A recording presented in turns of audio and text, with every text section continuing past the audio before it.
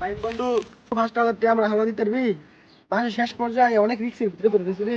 এলাকা তোর কাছে চাইতাছি, প্লিজ এটা দিলে অনেক উপকার হইতো বন্ধু। বন্ধু টেহা তো আছে, কিন্তু ক্যাশ আছে 6,000-এর মতো। কিন্তু এক সপ্তাহ পরে আমার কিস্তি আছে, কিস্তি দিতে হইব। আরে সমস্যা নাই বন্ধু, আমার 2 দিন লাগবে টেহাইতে, আমি তোর সব টেহা সমাধান করে দেবো, বলিস না। বন্ধু তোর টেহাটা দেওয়া সমস্যা হইল না, কিন্তু 7 দিন পরে আমার একটা কিস্তি আছে, রিক্সের উপর বন্ধু। না না বন্ধু, কোনো রিস্ক নাই, তুই দে, আমি 3 দিনের ভিতরে তোর টেহা দিয়ে দেবো।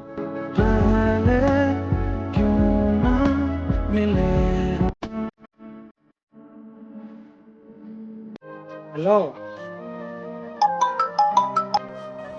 হ্যালো।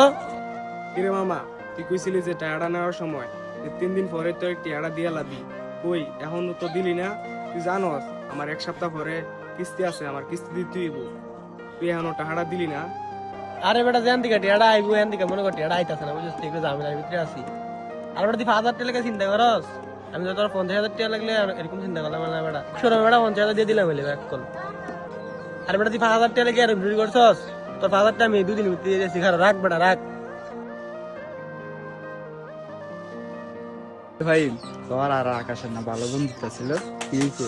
তোরে দিয়ে ইগনোর করে গেল গা, এটাই বন্ধুত্ব ভালোবাসা?